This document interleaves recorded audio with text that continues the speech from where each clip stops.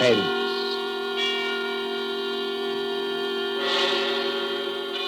Tonight, Columbia brings you as guest star Hollywood's genial character actor, Stuart Irwin. The story is by the author of The Thin Man and the Maltese Falcon, Dashiell Hammett, one of America's acknowledged masters of the art of suspense. Suspense is compounded of mystery and intrigue and dangerous adventure. In this series are stories calculated to intrigue you, to stir your nerves, to offer you a precarious situation, and then withhold the solution until the last possible moment.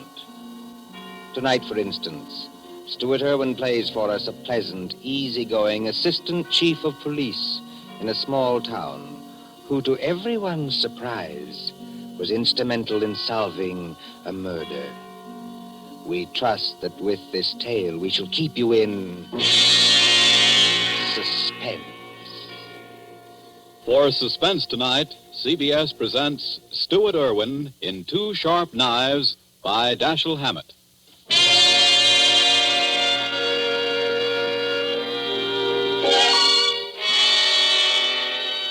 Shortly after 2 a.m., a poker game had just broken up at Ben Camley's, the doctor coroner of Deerwood City.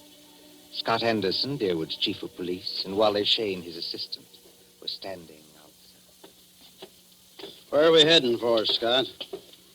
Let's walk across the street, Wally. Railroad station. Gee, aren't you afraid of the excitement, Chief? Don't you think that watching the 211 come in is apt to be too much for your blood pressure? Well, if it is, Wally, you can always carry on. You've been a pretty good imitation of an assistant to me for some time now. Yeah? Yeah. If anything happens to me, you'd be the chief. Don't worry. Won't be any harder for you to fool the public as chief. Hi, Elmer. Howdy, Scott. Hi, hello, Wally. Kind of late for you boys to be around, ain't it? No, I don't know. We sort of figured we'd put the town to bed tonight. How's the 211? On time? Right on the nose. She ought to be blowing for the bend in just about 3 seconds now. Yep. What'd I tell you? It's her now. Expecting anyone on her, Scott? No, Elmer, I'm not expecting anyone. Wally and I just thought we'd come over and watch you come in, that's all. You know, Elmer, you never can tell who might get off, though. Dick Turpin, Henry Morgan, Jesse James, Jack the Ripper, or 6 officers of Murder Incorporated, or even your Aunt Gussie. I guess you're right, Wally. Well, here she be. Pardon me, gents, but I gotta be rolling the wagon out to the baggage car. Hi, Elmer. How's it going? Well, I can't complain, Cap. Well, maybe you can't, Elmer, but I sure can if you hold us up with that freight there. You got much more? Nope, this is the last piece now. There you are, Cap. All done. Okay. See you tomorrow, Elmer.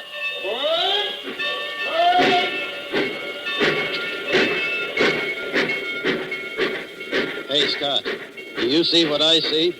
I mean, do I see the man who just got off that train? The answer's yes. Well, he's a ringer for the guy we got a picture of. That is the guy. Well, then, what do we do now? We take him, Wally. My car's at the corner of the alley. But, Scott... We'll tail him up the street. Okay, Scott. There he goes now, over toward the taxi stand. Come on, let's follow him.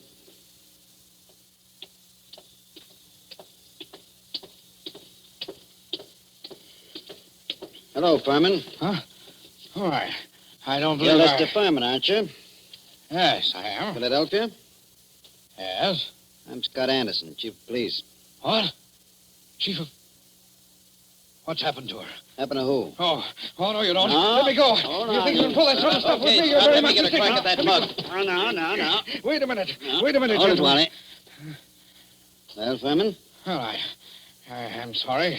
For a moment there, I thought you weren't really a policeman. Thanks. It's nice to know I look almost human. Yes, it was silly of me. I'm sorry. Well, let's get going now before anything else happens. Okay, Furman, get in the car. I'll drive, Scott. In you go.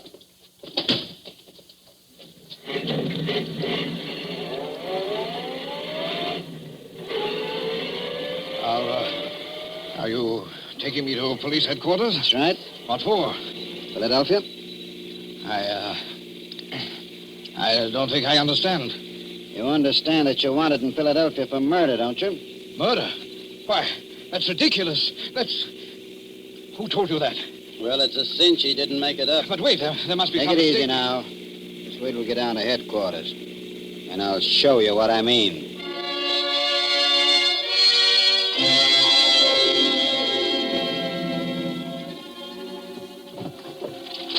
Now then, here's the circular on Lester Furman. It was sent out by the Trans-America Detective Agency in Philadelphia.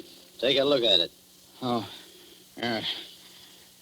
$1,500 reward for the arrest and conviction of Lester Furman, alias Lloyd Fields, alias J.D. Carpenter, for the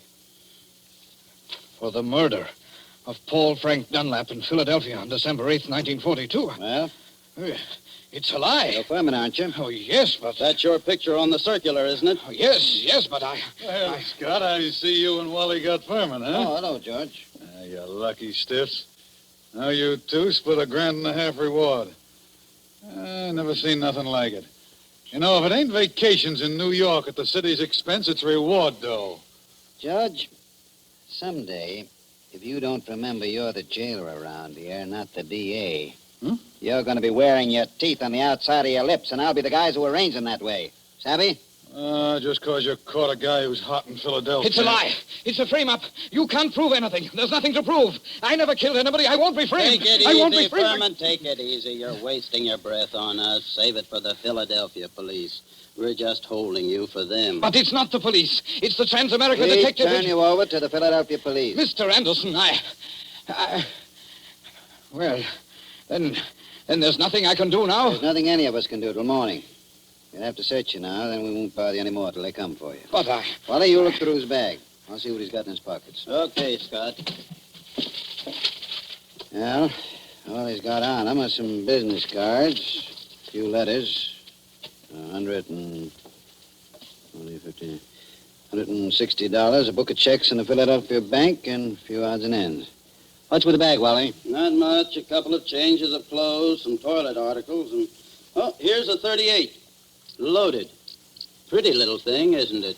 Okay, put those things in what I got in the vault. All right, George. You can take Furman now and lock him up. this is the most ridiculous Come thing along, darling, come on. We ain't had nobody in our little hoosegow for 3 days running. Hey, huh? You'll have it all to yourself. Just like a suite at the Ritz. But Go on, in you go. I tell you, you're making a mistake. I demand to be allowed to get in touch with my lawyer. Hey, how about you boys cutting me in on a little of that blood money, huh? Oh, sure, George, sure. I'll forget all about that 2.5 you've been owing me for 3 months. Make Furman as comfortable as you can, George. Take good care of him. He's valuable, huh? Yeah, now, if it was some bum that didn't mean a nickel to you... George, any day now, I'm going to forget that your uncle is county chairman and throw you back in the gutter just to see how high you'll bounce. Remember that. Oh, Scott, I didn't mean nothing. That's all, George. Never mind the rest. I'm going home now. If anything's urgent, I can reach there. But get this. I don't want to be disturbed. Unless it is urgent.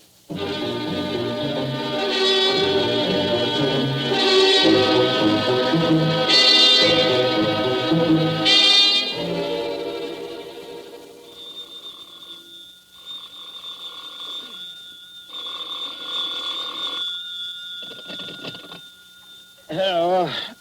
Scott, this is Wally. Yeah, Wally, what time is it? It's 5 after 6 in the morning, and you'd better come right down, Scott. That fella Furman's hung himself. What? Furman hung himself? Yep, by his belt, from a window bar. Deader than a mackerel. I'll be right in, Wally. Phone Doc Camsley and tell him I'll pick him up on my way down. No doctor's gonna do Furman any good, Scott. Well, it won't hurt to have him looked at. You'd better phone the chronic court at Douglasville, too, and file a routine report.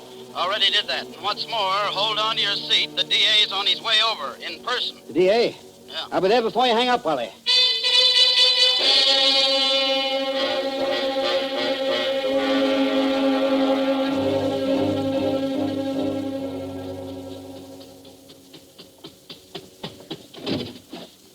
Come on in, Chief. Ted Carroll, the DA's here, and he's plenty hot under the collar. What's he burning about? Oh, he's just mad. Running up quite a phone bill on us, too. Been calling Philadelphia every couple of minutes since he got here. What kept you so long? I couldn't get my car started. Well, let's go in and see the old buzzard. Oh, Ted? Listen, Scott, what is all this? Oh, what? There's some funny business going on here. What's funny about it? Man hangs himself. Just another case of suicide. Sure, it was suicide. But I just telephoned Transamerica. Dug a guy out of bed there.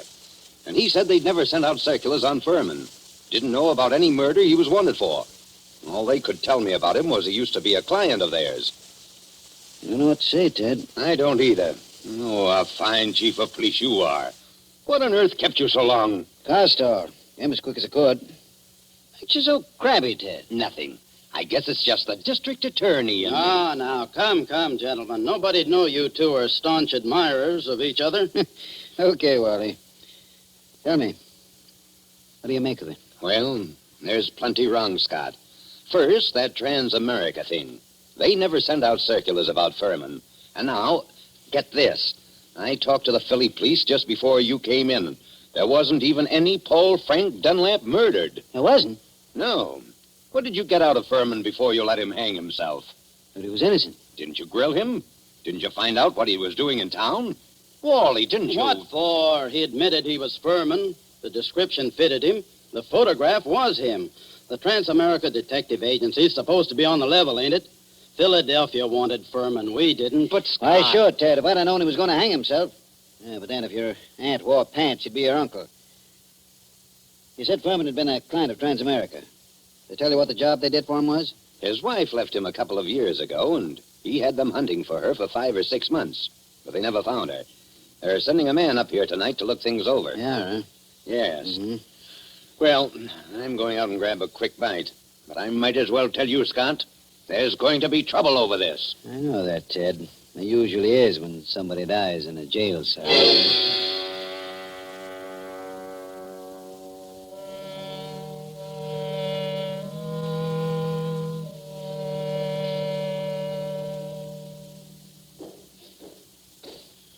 Well, so what's become of that 1,500 fish now, huh, Scott? What happened there last night, George?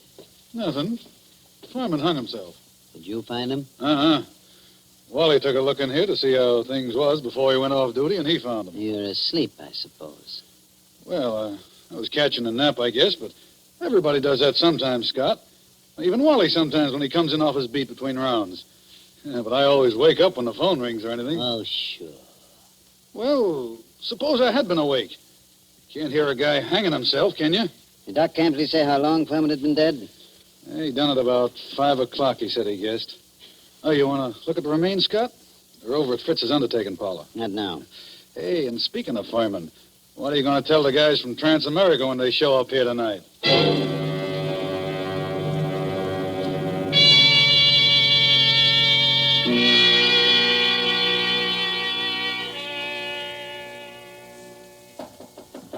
Come in.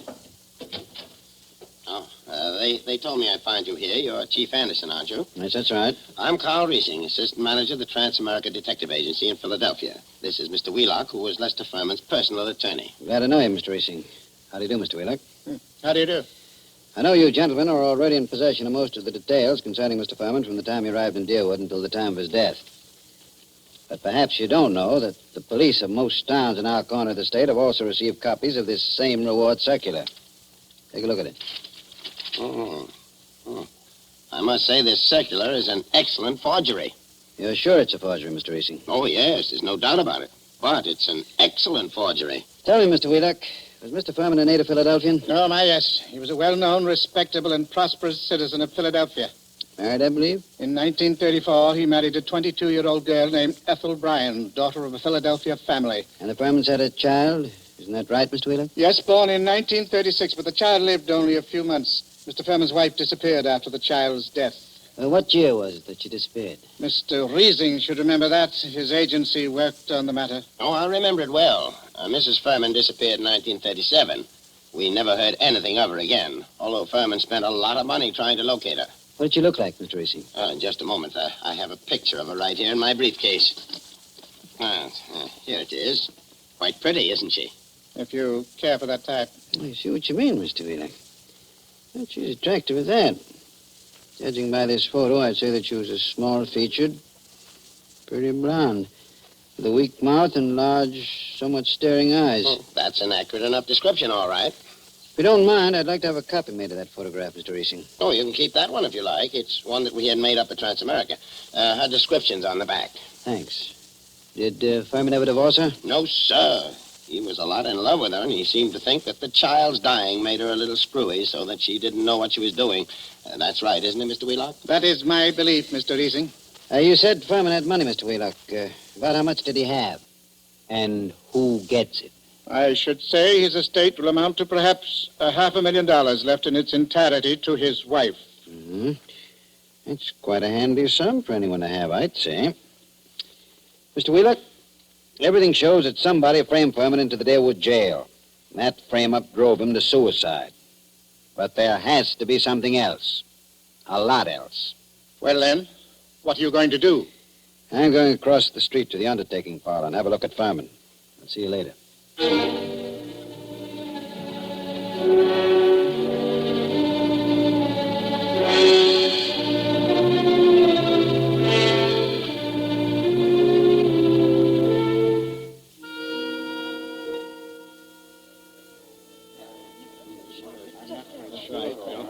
Hello, Doc. Hi, Scott. I figured you'd come over here to the undertaker's pretty soon. What's in your mind, Doc? Let's get out of this crowd. I want to tell you something. I just got rid of 2 guys in my office. Let's go back there. Suits me. 2 of those bruises showed, Scott. What bruises? Furman. Well, up under the hair, there were 2 bruises. Why didn't you tell me? I'm telling you now, Scott. You weren't here when I made my examination. This is the first time I've seen you since then. Why didn't you spill the stuff about Furman's bruises when you were testifying at the inquest, Ben? I'm a friend of yours.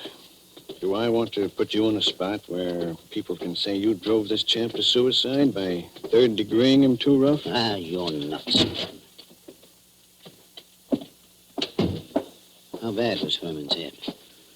Well, Scott, that didn't kill him, if that's what you mean. There's nothing the matter with his skull. Just a couple of bruises nobody'd notice, and unless they parted the hair. I thought you ought to know, though. Well, thanks, Ben. Yes, who is it? This is Fritz, the undertaker. Listen, Scott, there's a couple of ladies over here that want to take a look at Furman. Is it all right? Who are they? I don't know them. Strangers. What do they want to see him for? I don't know. Wait a minute. Can't I please see him? Why do you want to see him? Well, I'm his wife. Furman's wife? Yes. Oh, certainly. I'll be right over. So long, Ben. I've got to go back to the undertaker's. So long, Scott.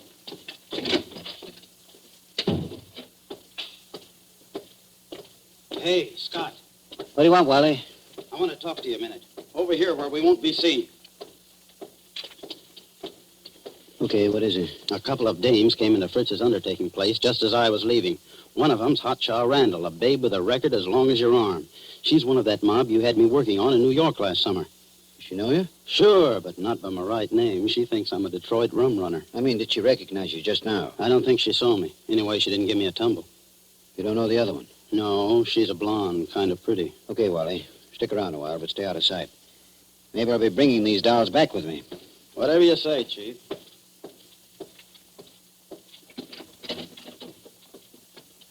Oh, there you are, Scott. I wondered when you were coming. This is Mrs. Furman, and this is Mrs. Crowder. How do you do? Hiya, Chief. They just saw the body. Mrs. Crowder, I thought your name was Randall. What do you care, Chief? I'm not hurting your town any. Don't call me Chief. You city slickers, I'm the town whittler. Thank you for letting me see him. It's all right, Mrs. Furman. But I'll have to ask you and your friend some questions. So if you'll just come across the street to headquarters, we'll get on with the routine.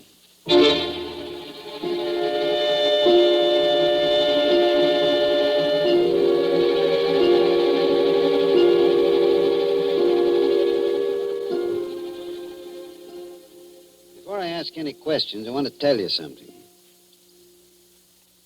Mrs. Furman, your husband didn't commit suicide. He was murdered. Murdered? Ah, Chief, we got alibis. We were in New York, and we can prove it. And you're likely to get a chance to. What brought you down here, anyway? Murdered? Well, who's got a better right to come down here? She was still his wife, wasn't she? She's got a right to look out for her own interests, hasn't she? Mm-hmm. It reminds me of something. Excuse me a second. I've got to make a phone call in the next room.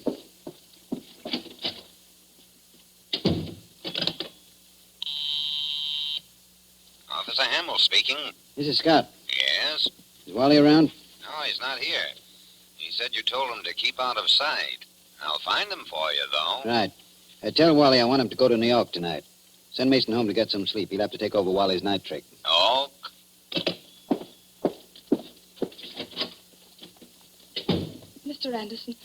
Mr. Anderson, do you think I had anything to do with with his death? I don't know, Mrs. Furman. I know he was killed. I also know he left you something like $500,000. Wow, dollars? Dollars. All right, Chief. Let's stop clowning. The kid here didn't have a thing to do with whatever you think happened. No? No. We read about Lester Furman committing suicide in yesterday morning's paper, and about there being something funny about it. And I persuaded her she ought to come down to deal with Anderson. I wouldn't have done anything to hurt Lester. I left him because I wanted to leave him. I wouldn't have done anything to hurt him for money or anything else. Had I wanted money from him, I would only have had to ask him for it. That's the truth, Chief. For years I've been telling Ethel she was a chump not to tap him. But she never would. I wouldn't have hurt him. Why'd you leave him then? Oh, I don't know how to say it. The way we lived wasn't the way I wanted to live. I wanted... Oh, I don't know what. Anyway, after the baby died, I couldn't stand it anymore. Excuse me. Hello? Oh, yeah, Hammer? You gave Wally the message? Yes, I want him to go to New York tonight. Okay, where is he? Home? He is home, huh? Okay, thanks. Mrs. Furman, this circular that got your husband in the jail. Did you ever see that picture before? No. Why, it can't be. It's a snapshot I have. It's an enlargement of it. Who else has one? Nobody that I know of. I don't think anyone else could have one. You still got yours? Yes. Don't remember whether I've seen it recently. It's with some old papers and things. But I must have it. Well, Mrs. Furman, it's stuff like that that's got to be checked up. Neither of us can dodge it. Now, there's two ways we can play it. Yes? Mrs. Furman, I can hold you here on suspicion until I've had time to investigate things. Or I can send one of my men with you to check up in New York. Yes? I'm willing to do that if you'll speed things up by helping them all you can. If you'll promise you won't try any tricks. I promise. I'm as anxious as All you right, are. all right. How'd you come down? We drove down. We got a great big car. That's my car, see? That big green job across the street. Yeah. And my man can ride back with you, but no funny business. Oh, don't worry, Chief. Come on. We're going to see Wally Shane, the man who's going to drive to New York with you.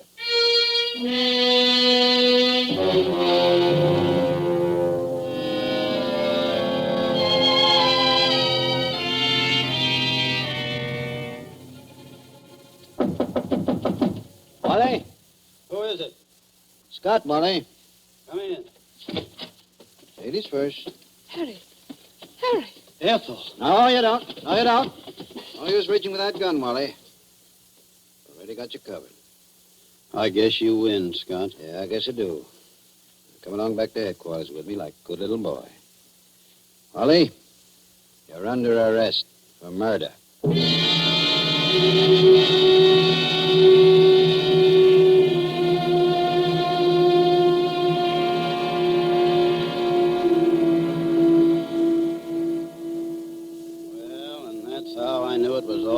Scott, the minute I saw those two dames going into Fritz's. Then when I was ducking out of sight, I ran into you, and I was afraid you'd take me over there with you, so I had to tell you one of them knew me. Figured you'd want to keep me under cover for a little while anyhow. Long enough for me to get out of town. Why didn't you get out, Wally? Well, I dropped in home to pick up a couple of things before I scram, and that phone call of Hamill's catches me, and I fall for it. You see, Scott, I figured you're not on to me yet, and are going to send me back to New York to see what dope I can get out of the dames. Well, you fooled me, brother. I'd have thought you'd fall for that. Then you didn't just stumble into all this accidentally, did you? No, I didn't, Wally. I figured Furman had to be murdered by a copper. To know reward circulars well enough to make a good job of forging one. Incidentally, Who printed that Furman circular for you, Wally? I'm not dragging anyone in with me. It was only a poor mug that needed dough. Okay, Wally. You see, I knew only a copper would be sure enough of the routine to know how things would be handled. Only one of my coppers would be able to walk into Furman's cell, bang him across the head, and string him up on the... Those bruises showed, you know, Wally. They did? I guess I should have wrapped 2 towels around that blackjack. No, gee, Scott. I seem to have slipped up on a lot of things. So that narrows it down to my coppers and... Well, you told me you knew the Randall woman. There it was. Only I figured you were working with him. What got you like this, Wally? Same thing that gets most saps into jams, a yen for easy dough. And I was in New York, see, Scott, working that Dutton job for you, palling around with big-shot racketeers, passing for one of them, and... Yes?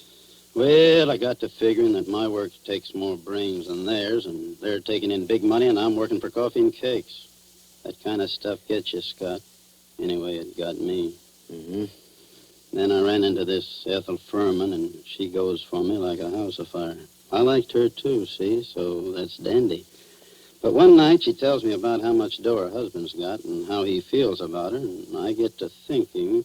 Thinking what? I think she's nuts enough about me to marry me. So I got to thinking, suppose he died and left her his role. Mm-hmm. I see. So I run down to Philly a couple of afternoons and look Furman up, and everything looks fine. I took my time working out the details, meanwhile writing to her through a fellow in Detroit. Go on. Finish one. Well, I decided to do it. I sent those circulars out to a lot of places, not wanting to point too much to this one.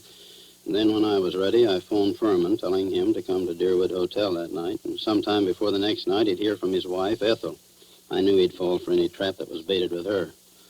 Only I guess I'm not as sharp as I thought I was, Scott. Maybe you are, Wally. Maybe you are. That doesn't always help. Old man Camsley, Ben's father, used to have a saying, to a sharp knife comes a tough steak. Well, sorry you did it, Wally. I always liked you. I know you did, Scott. I was counting on that.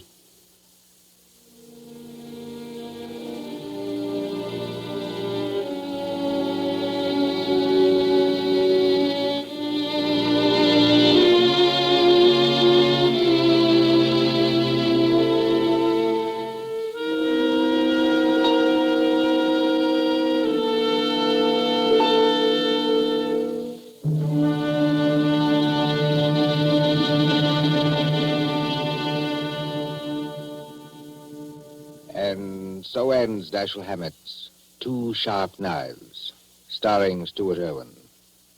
Tonight's story of Suspense.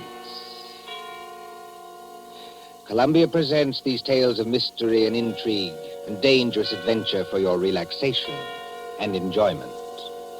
Next week, Suspense will not be heard because of a special holiday broadcast. Columbia's review of the events of the year, 12 crowded months, which has been scheduled.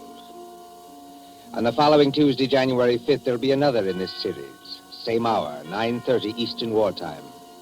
William Spear, the producer, John Dietz, the director, and Bernard Herrmann, the composer-conductor, are collaborators on Suspense. This is the Columbia Broadcasting System.